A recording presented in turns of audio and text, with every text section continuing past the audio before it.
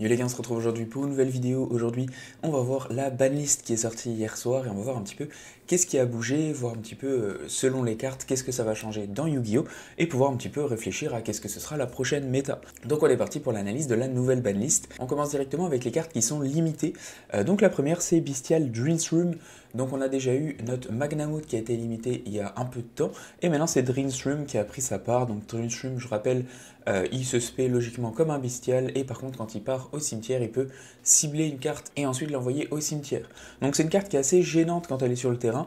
Je pense que pour tout le monde quand on veut le retirer du terrain adverse c'est assez compliqué sans qu'il puisse activer son effet et ensuite nous retirer de la ressource. Mais clairement c'était pas une carte qui était non plus problématique. L'archétype de bestial je trouvais fort mais en soi je trouve ça vraiment bien dans certains decks comme Centurion, comme le fait qu'on puisse se jouer quasiment partout. Je trouve perso qui mérite pas forcément sa ban mais ça reste toujours une carte qui me gênait et que je ne joue pas, donc pourquoi pas. La seconde qui va faire plaisir à beaucoup de gens, c'est Dimension Shifter qui permet tout simplement, quand on n'a pas de carte, on l'envoie au cimetière et derrière toutes les cartes envoyées au cimetière vont être bannies. C'est une carte qui était très forte en tant qu'entrap dans des decks qui peuvent la jouer, dans les decks qui n'ont pas besoin de cimetière, et c'est une carte qui a toujours été gênante pour tout le monde étant donné que même des decks qui sont un petit peu moins forts, qui peuvent jouer Shifter, des fois de jouer juste Shifter, fait que votre deck il est complètement inutile et vous allez juste faire une interruption et derrière l'adversaire gagne juste parce qu'il joue shifter. Donc c'est ça qui est un petit peu entre guillemets dégueu sur cette carte là et qui faisait que la plupart des joueurs de Yu-Gi-Oh! Voulaient qu'elle dégage. C'est le cas, on va voir un petit peu ce que ça donne. La troisième c'est Masterpiece de True Drag Slaying King. Donc c'est une carte que personnellement je n'ai jamais vue jouer, elle a toujours été bannie quand j'ai joué à Yu-Gi-Oh! Donc Masterpiece c'est un peu le boss monster des trous Draco. Le principe de cette carte, on envoie au cimetière monstre ou piège continu ou magie continue pour l'invoquer et derrière il est inaffecté par les cartes qu'on envoie au cimetière. Si on envoie un monstre, il est inaffecté par les monstres. En plus de ça, je crois qu'on peut bannir une magie ou piège depuis le cimetière et détruire une carte en effet rapide. Au niveau de Trou Draco, on en voit vraiment beaucoup moins qu'à l'époque, étant donné que je crois qu'il y a la magie de terrain, la une, enfin il y a Card of Demise, elle a une, donc c'est vraiment un deck qui est vraiment pas du tout représenté actuellement. Donc à voir si Masterpiece va faire un petit peu changer la chose, tout le monde en avait peur selon la période où elle était là, parce que tout le monde m'en parlait, donc clairement à voir si ça change quelque chose, mais je pense que c'est une bonne chose de remettre un petit peu des cartes comme ça au goût du jour. La prochaine carte c'est Matmech Circular, donc pareil c'est une carte que j'ai pas trop vue. Matmech Circular, c'est une carte qui permet d'arriver sur le terrain et d'aller chercher des ressources de Matmech. C'est encore une fois un deck qui faisait extrêmement peur à beaucoup de gens et c'était quelque chose qui était banni assez longtemps. Je sais plus, je crois qu'à un moment elle était revenue. C'est peut-être moi qui me fais des films, mais je crois qu'à un moment elle était revenue. Donc je sais pas trop, c'est pas un deck que je connais énormément, donc je saurais pas vous dire exactement ce que ça va changer ou si ça va vraiment arriver dans la méta. Je préfère être honnête avec vous. Ensuite, on a Ryzel Detonator qui fait partie de Ryzel, qui est la X6 qui permet, quand il y a un effet qui est activé, de détacher un matériel, de détruire.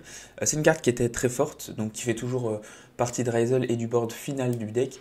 Donc la limiter, logiquement, c'est pas quelque chose qui a un énorme impact parce qu'on en utilise une, voire deux. C'est pas un énorme impact, mais c'est toujours ça de prix pour bloquer Ryzel, qui est clairement le meilleur deck, enfin du moins qui était le meilleur deck après cette banlist. Je pense que ça va changer, donc c'est bien que Ryzel Detonator ait pris, mais on va voir que c'est pas le seul à avoir pris sa part. Ensuite on a Bonfire qui permet d'aller chercher un monstre pyro de max level 4 depuis le deck à la main, donc c'est une carte qu'on a vu beaucoup dans la période Fire King, et on la voit aussi maintenant qu'il y a Ryzel, étant donné que ça peut aller chercher un monstre de l'archétype. Pareil, on la limite, donc pour le coup, c'est encore une fois quelque chose qui va brider Fire King et Ryzel, donc c'est une bonne chose pour Ryzel. Je pense que Fire King n'en avait pas forcément besoin. Pour moi, ça restait un bon deck, mais qui n'était pas au-dessus forcément des autres et qui était vraiment cool à jouer. Donc c'est un peu dommage que ce soit tout le monde qui prenne à ce niveau-là, mais pour le coup, contre Ryzel, je trouve ça vraiment bien. La prochaine carte c'est Brillante Fusion qui passe à 1, donc c'est une magie qui permet de faire une fusion d'un monstre chevalier gemme en utilisant les matos depuis le deck. C'est une carte qui a pas mal aussi été bannie fut certaines périodes, et en gros le principe c'est que en général il faut un monstre chevalier gemme plus un monstre lumière, un monstre aqua, etc. Et ça permet du coup d'envoyer et un monstre qui fait partie de l'archétype, mais aussi un monstre qui ne fait pas forcément partie de l'archétype, qui est du bon type pour lancer des combos avec un autre deck ou pour avoir des ressources avec un autre deck. Donc ça reste pour moi quelque chose qui est pas non plus, ça me choque pas de le revoir. À voir au niveau des combos qu'on veut faire, parce que j'ai pas joué au moment du Yu-Gi-Oh! Où il y avait cette carte vraiment à son paroxysme, donc on verra un petit peu ce que ça donne. Pour les deux dernières, j'ai un petit peu le seum, je vous le dis, c'est Crossout Designator et TTT, donc c'est des cartes qui ne gênaient absolument personne je pense dans Yu-Gi-Oh! Crossout c'est très cool parce que vous rentrez une carte dans le deck qui vous permet de bloquer des cartes comme par exemple Nibiru ou des choses comme ça, pour certains decks c'est trop cool. En plus de ça, il y a quand même ce côté où vous avez la carte dans le deck et que vous avez la possibilité de la toucher et qu'elle ne serve à rien. Donc je trouvais que c'était vraiment un bon équilibre comme carte, et pareil pour TTT qui était qui est toujours une très très bonne carte, qui peut clairement changer un duel si elle est bien utilisée. Donc je trouve ça dommage de bannir de limiter à 1 ces deux cartes là. Après personnellement ça me touche pas trop sur mon deck, donc c'est pas très grave, mais je trouve que c'est des cartes qui ont des bons impacts et qui vraiment bien jouées, en fait ça peut vraiment changer une game. Donc c'est vraiment dommage de limiter ces cartes là pour limiter un petit peu le skill dans Yu-Gi-Oh! On arrive maintenant aux cartes qui sont limitées à 2 dans un deck. La première c'est Black Dragon Collab Serpent, qui est une carte que j'ai vu aussi limitée à 1 très très longtemps, étant donné que elle va chercher du coup le dragon blanc, et le dragon blanc va chercher le dragon noir quand elle part au cimetière. Donc c'est quelque chose qui est très cool pour les decks qui vont jouer au niveau de Dragon Link ou des versions dragon. Je sais que par exemple on peut le jouer dans Red Eyes dans certaines versions. Donc c'est vraiment cool pour ces decks là qu'on voit un petit peu moins ces derniers temps, Dragon Link, etc. Ça reste toujours des bons decks mais un petit peu qu'on voit pas trop top ces derniers temps, donc je trouve que c'est une bonne chose d'essayer de faire quelque chose pour ça. Ensuite, on a toute la méta qui va reprendre cher, donc on a X-Rizel, Ice-Rizel et Sword-Rizel qu'on voit un petit peu plus bas, qui sont tous limités à 2. Donc pour moi ça c'est pas non plus la pire situation, étant donné qu'il y a Seven Tachyon qui est sorti. Donc en gros le principe, si on va continuer à jouer Hazel, c'est de jouer x2 les 3 monstres et d'avoir un petit peu plus de Seven Tachyon pour stabiliser votre deck, étant donné qu'il n'y a plus Bonfire et que tout simplement vos cartes sont limitées à 2. Logiquement, c'est pas quelque chose qui a un énorme impact sur la stabilité du deck, mais ça va avoir un impact au niveau des ressources et au niveau du fait que votre adversaire peut faire des choses comme Droll, comme H qui peuvent vous bloquer à ce moment-là. Mais je trouve que c'est pas non plus Shock War, on a vu vraiment pire sur certains archétypes. Après ça, on a le deuxième deck le plus méta, Malice, qui a pris sa part, avec Dormouth et White Rabbit, qui sont limités à 2, donc c'est bien aussi, c'est un deck qui était vraiment très bon, donc je trouve ça cool. Et on a par contre un petit changement un peu positif pour les joueurs Snake Eyes, on a Snake Eye H et Poplar qui repassent à 2, donc elles étaient toutes les deux à 1, étant donné que c'est un deck qui est encore un petit peu joué, avec Diable Star, avec des choses comme ça, je pense que ça va revenir, et que ça va faire vraiment des dingueries, surtout qu'il y a du support Diable et tout qui arrive. Je pense qu'on va revoir potentiellement du Snake Eyes un petit peu, du moins un petit peu plus qu'actuellement. Au niveau de Morphojar, Morphojar est passé de limité à 1 à 2. C'est pas quelque chose qui nous impacte dans la méta Yu-Gi-Oh! Parce qu'il n'est pas très joué, mais c'est une carte qui est plutôt cool à ramener. On sait jamais, ils font des petits trucs comme ça qui changent pas grand chose compétitivement parlant, mais pour jouer certains decks, je trouve ça plutôt cool. Ensuite, on a Unchained Soul of Charvara qui a été limité à 1 avant, qui passe limité à 2. C'était la période où il y avait vraiment que du Unchained, étant donné que c'était extrêmement fort. Pour le coup, pareil, on voit pas trop d'Unchained, et Unchained Soul of Charvara reste une excellente carte qui peut servir aussi en tant qu'engine dans certains petits decks comme Yubel, etc. Donc de l'avoir à 2, je trouve que c'est extrêmement intéressant et ça va faire chier personne. Comme on voit juste derrière notre White Dragon Wyver Buster, donc on a bien le Black Dragon et le White Dragon qui sont bien à 2, donc ça va permettre de faire des combos un peu plus vénères qu'avant, parce qu'on peut aller le chercher, on le spé et ainsi de suite, donc ça reste extrêmement cool. Encore une fois, une limitation pour Malice pour terminer avec Malice in Underground, qui est le terrain Malice, qui va passer de x3 à x2, qui va encore une fois limiter notre deck au niveau des ressources. On arrive sur les cartes qui ne sont plus limitées dans la banlist, et c'est pas mal. Donc on a Cyberjar qui a été limité longtemps, surtout fut une période, mais franchement c'est pas quelque chose qui actuellement va être joué, donc on s'en fiche un peu. On a Jackalope et Tsushinoko, les deux dangers qui reviennent. Je crois qu'ils étaient à 1. Honnêtement, les deux, je crois qu'ils étaient à 1. Parce que pareil, fut une période, c'était compliqué parce qu'on avait du danger partout et que ça s'invoque partout, ces trucs-là, hors piochant, etc. Je trouve que c'est bien qu'ils reviennent. On voit un petit peu moins de versions, que ce soit du monde ténébreux, des choses un peu qui jouent là-dessus.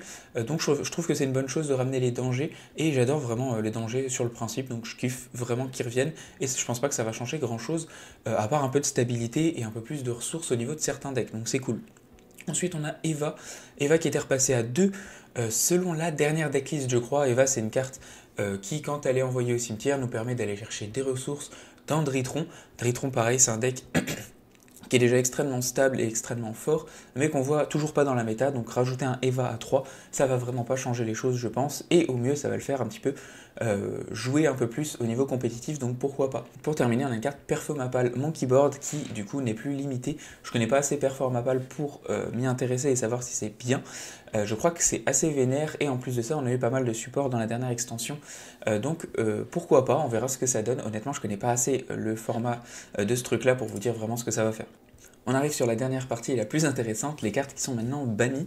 La première c'est Nightmare Griffon, donc Griffon qui permet Link 4, si les monstres ne sont pas liés à lui, les monstres invoqués spécialement ne peuvent pas activer leurs effets. Donc c'est une lock qu'on a dans certains decks, c'est pas quelque chose que j'ai vu souvent ces derniers temps, mais pour le coup, de le dégager, pourquoi pas. Moi ça me fait un petit peu yesh au niveau de mon deck ABC, mais pour le reste, pourquoi pas. Ensuite on a Link Decoder, quand il est envoyé au cimetière, on le respect, c'est un monstre qu'on joue pas mal avec les monstres Cybers, et qui se jouait et dans les decks Cybers, et je crois dans Malice pour les combos. Donc pareil, je trouve que c'est une bonne chose de dégager ce genre de cartes, c'est pas trop mon style non plus, et il y en avait besoin, donc pourquoi pas. Pour terminer, c'est les cartes qui font un peu mal avec Résident des Abysses, qui était là depuis énormément longtemps dans Yu-Gi-Oh!, qui est une très bonne carte X64, mais qui a pris sa part sur cette banlist là. Elle permet tout simplement d'annuler les effets dans le cimetière, et elle s'est fait dégager tout simplement, je pense à cause de Ryzel, il n'y a aucun problème à ce niveau-là. C'est dommage qu'encore une fois des cartes aussi génériques prennent sur des combos et sur des decks qui sont vraiment méta, mais logiquement je pense qu'on en avait besoin pour que ce soit vraiment moins fort, donc à ce niveau là ok. Et pour le deuxième par contre il fait vraiment mal au cœur, c'est Bahamut Shark. On le voit effectivement dans Atlantéen, on va aussi profiter de Bahamut Shark pour avoir un Crapodilic sur le terrain. Dans Shark c'est pareil, c'est pour moi une carte qui était quand même super intéressante et pas si vénère que ça dans certains decks, mais effectivement dans des decks méta ça fait vraiment la diff d'avoir ce genre de carte qui rajoute une interruption de plus, donc je trouve ça bien qu'elle soit bannie, mais je trouve ça vraiment dommage de ouf pour les decks hauts, que je trouve vraiment super stylé malgré que la carte était vraiment forte. Ma conclusion qui est propre à moi-même sur cette banlist, clairement les deux gros decks de la méta, donc notre Ryzel et Malice ont pris vraiment cher. Ryzel peut peut-être se relever un peu plus que Malice je trouve. Malice a pris vraiment cher sur ses cartes de l'archétype, plus Migrateur dimensionnel à 1. Au niveau de Ryzel, c'est les X6 basiques de Yu-Gi-Oh! Qui étaient fortes qui dégagent, on a la X6 qui est limitée, les monstres qui sont limités. Le truc c'est qu'on a quand même Seven Takium qui peut ramener les cartes, etc. C'est un peu resté jouable je trouve à ce niveau-là, c'est juste au niveau des ressources, ça va vachement baisser. Faut noter aussi que Fiend Smith n'a pas du tout été touché pendant cette banlist, je pense que tout le monde s'y attendait. Et pour le coup, absolument rien de Fiend Smith a été touché, donc ça m'arrange pas mal. Je trouve que l'archétype n'est pas si vénère que ça, enfin il est très fort, mais je trouve qu'il n'est pas si gênant que ça pour tout le monde, et il peut être joué un peu partout, donc c'est pas quelque chose qui me dérange. En plus de ça, on a des decks qui vont pouvoir revenir un petit peu, comme Snake Eyes, comme Unchained, comme Danger. Donc c'est clairement, je trouve, une très bonne banlist. Globalement, je trouve qu'elle englobe bien le fait de vouloir vraiment changer la méta et changer un petit peu les decks qu'on voit devant. On va pouvoir voir un petit peu plus du Dragon Blanc aux yeux bleus et des decks version de Fiend Smith qu'on va revoir un petit peu surtout au CDF. C'est cette version de Yu-Gi-Oh! Qu'on va tous jouer. Donc voilà, je suis assez content. Je trouve qu'il n'y a rien qui a été touché de ce que je veux jouer, donc je suis très content. Merci en tout cas d'avoir regardé, n'hésitez pas à me donner votre avis sur la banlist si je me suis trompé, si vous voulez un petit peu dire plus des choses que je ne connais pas comme Perfomapal, n'hésitez pas. Ciao ciao, à plus et abonnez-vous.